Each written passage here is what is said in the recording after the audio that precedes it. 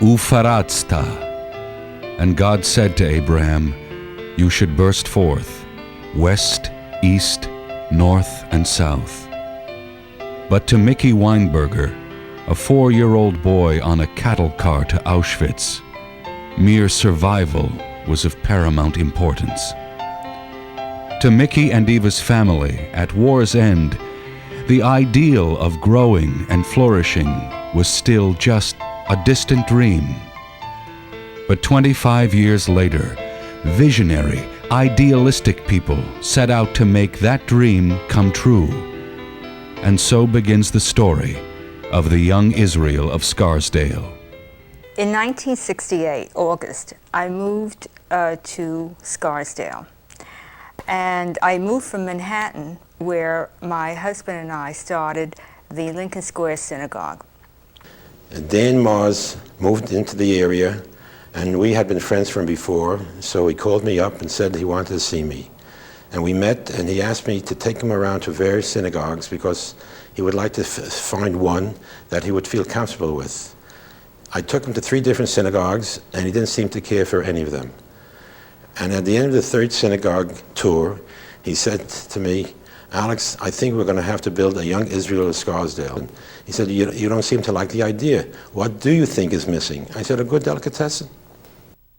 We wanted a synagogue that was going to cater to just everybody, not only from people, and that everybody would be welcome. We looked for a place to start it, and nobody would rent us a facility.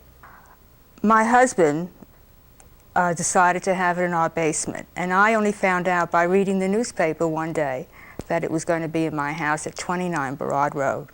And we had it there for 1 year. In the fall of 1970, we purchased Barad Road, 43 Barad Road, for $75,000. One of the first lessons the congregation learned was there's more money in cream cheese than the rabbinate when the first rabbi left. After Rabbi Raskus left, we interviewed Avi YIS, who wasn't sure about coming with us. He didn't feel we would be successful. It's true. And he went to Riverdale. And we heard that there was someone up in Liberty who was interested in coming to Scarsdale. My husband and I went up to Liberty to interview him. He was Rabbi Reuven Grodner. We liked him. He had our philosophy, and we hired him. In those days, we were privileged to meet some young people who would have become stars in the world of Orthodoxy today. Freddie Carnifogel was a 16-year-old Baal Koreh who used to walk from White Plains every Shabbos. Ephraim Buchwald used to be our Baal Tefillah for Rosh Hashanah services at the Y. During the time that we were at 43 Barad, we had Talmud Torah classes there. The Hebrew school started in the rabbi's garage, and the stories about what went on in that Hebrew school, I think we should pass on this one and maybe go on to something else. Unbelievable. Okay, we moved in November of 1973. We only had about 40 to 50 families in the shul. It was a very Heimish atmosphere. We moved in on a Thursday. We went first time to shul on a Saturday. We immediately made some friends. We were invited after services to the left's house for Kiddush. I was immediately told that there's another radiologist in the neighborhood. We were very fortunate in having chosen this community. Also, when we moved in, we had really no idea what kind of a shul it was. We just knew it was a young Israel, and there was a Jewish day school in the neighborhood, and that made us choose to move here. And when we moved in, my children were 4, and the younger one was an infant. And right away, we found families with children the same age. I remember the old days at 43 Barad Road, a building that we bought from the same low-paying family that is being so supportive in our present efforts. Those were the days when Mickey was our Chazan Rishon, and when his beautiful services certainly reached at least Ad Lev Hashamayim. Those were the days when the rabbi's contract was usually settled at the weekly poker game. We had a wonderfully active social life in addition to our religious activities. We did things like a bowling league. We had Sunday night movies where we brought in movies with popcorn machines and coffee. We even had a marriage encounter group. Everyone tried to share in as many ways as possible. There are stories about some of the social events that we used to have, bowling parties and what was followed, Las Vegas nights, and I don't know that I should go into these kind of stories either. I'm so happy and excited to talk about Albert's accomplishments in the synagogue, one of which was the mikveh. He had felt even more important in a religious community, even before the synagogue itself, a community has to have a mikveh. When it came to the vote, there were people saying, yes, we should have a mikveh, but. And I remember Albert getting up and saying, I will guarantee the cost of this mikveh. Whatever it takes, you could come to me. I remember one very amusing story when he told me that the Helmutzer rabbi had to come and actually see the mikveh, and that we would be driving into Manhattan to pick him up. I said, fine, go along with that. And we met the rabbi downtown in Manhattan, and the rabbi said, you know, we have separation here. I can't go with a female. So I said, you sit in the back, or I'll sit in the back, and you could sit in the front. And Albert translated, and he said, no. I said, no, I should sit in the back, you sit in the front, I'll go in the trunk. He said, no. I said, Albert, what does that mean? He said, you go home by train. You want me to tell that story? Forget it. I won't tell it. Okay, I've been asked why our synagogue was a Young Israel. There was a time in our early construction when the synagogue needed about another $12,000 in order to pay the contractor, and it had exhausted all its possible sources of funds.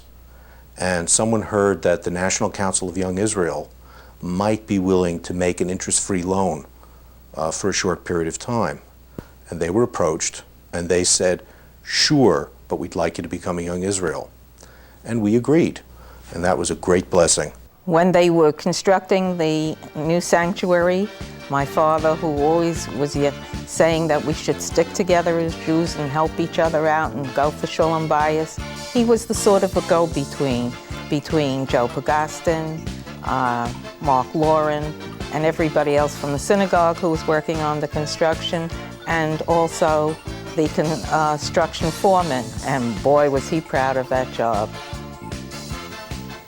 I recall the monthly meeting of the congregation where reports were given on the progress of the Weaver Street building. There was always a question, well, when will it be ready? Where are we today? And my stock answer was, the carpet man is coming to measure for carpeting on Monday. One highlight that really stands out in my mind is the time that we finally had our building. As we had started out in the basement of 43 Barad, the building of our shul at that time was paramount to the development of our community. And the procession that we had when we moved the Sifrei Torahs from 43 Barad to our current building was really something to behold for Westchester. I remember the way the people were carrying the Torahs. There was a klezmer band. Those of us with young children were pushing our baby carriages or strollers. And this was really quite an amazing feat for Westchester. Okay. I still remember when we moved into a new shul. The shul was more than half empty. We did not think that it would be possible ever to fill the shul. We used to say on Broad Road there were 12 cars and 10 people. After we moved to Weaver Street, strangely enough, there were 200 people and the same 12 cars. We wondered what the reason was. New people moved in, but many of the old people began to learn and become more observant. We never built a delicatessen because we had enough money to build a synagogue, but not a delicatessen. Even though a delicatessen would have cost maybe 1/50th the price of a good synagogue. And we still need a delicatessen, and I think that if some of you people will join me in trying to get the money together to build a delicatessen, we'll be successful. I'm also the cashier and the treasurer of this little undertaking. The question is, how did our synagogue make the connection in finding Rabbi Rubenstein, who eventually became our rabbi? One weekend, one Shabbat, Hindi and I and our boys were in Providence, Rhode Island, and my father-in-law, in his very gentle, usual way, said, you know, there's this rabbi in the other shul that I think you ought to meet. And we went to that shul that morning, and I thought he was terrific. When Rabbi Rubenstein came to the community, we decided to move forward with building an Eruv. There was a lot of opposition. There really wasn't a unanimous feeling in the synagogue that the Eruv would be something which was beneficial to the community. We nonetheless moved forward, raised money over $18,000 to build the Eruv, and worked slowly but surely and got the Eruv done. The first week that it was up, or the second week, there was a problem on Friday. Lou Trencher and Russ Miller and Howie Bricks, Judah Friedman, Barry Saltzman, and of course the rabbi spearheading it, and there are others who I'm forgetting right now, really did things that we would never do around the house to get that Eruv up. Today the Eruv is probably a significant part of the community, and there's so many people that have moved in because of it. You're asking me about that story? No way will I repeat that story. I'm even reluctant to tell my wife about it. I can really say that the shul was an integral part of the growing up of our children and our friends' children. As kids, some people trembled when the kids started walking into shul because you never knew what was going to happen next. But it was a sign how they were comfortable being there. And it has carried out through their life. In school, when they went to college, they're always involved in all kinds of Jewish causes. And I think it's a great thing to say about the rabbis who have led our shul and our whole community. It's something that our kids, part of their life. It's not something that they have to think about. We want a synagogue that's known for children, that is filled with children, where we love children.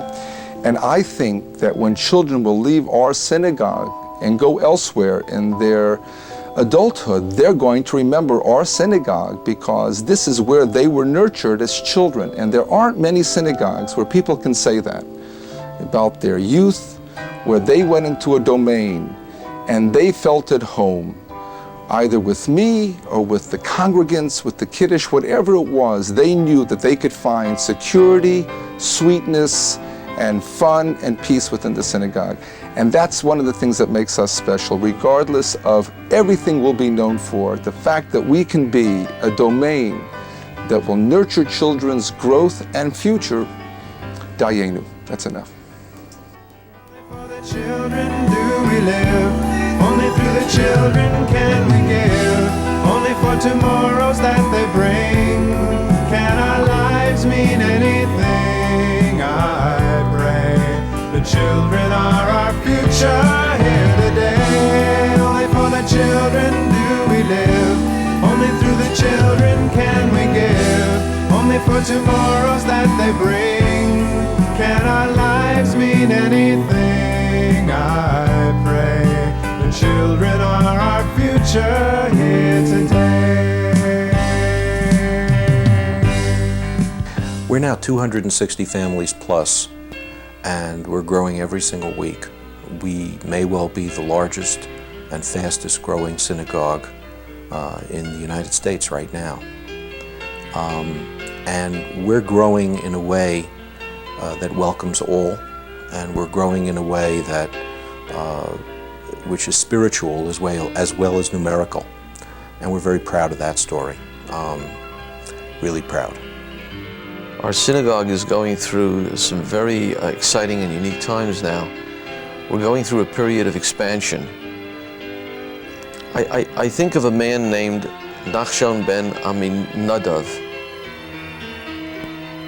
He was the first man from the Jews during the Exodus of Egypt that jumped into the Red Sea initiating the splitting so that the children of Israel could cross on the dry land. He took what I've come to refer as a leap of faith. He believed that it could happen. And here a handful of people, imbued with this faith, built the synagogue that is now our present home. And we, standing on their shoulders, are about to embark on the construction of a magnificent multi-million-dollar structure, a house of worship for ourselves, our children, and hopefully many generations to come. We moved into the community with a 4-year-old and an infant of 3 weeks. Just a few weeks ago, we had the groundbreaking ceremonies for the new shul, where I was able to bring our first granddaughter.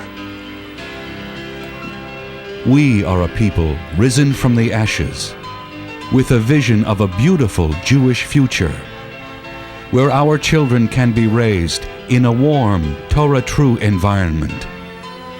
Our numbers are growing daily. Our community is literally bursting forth. Ufaratzta, the ultimate answer to the final solution.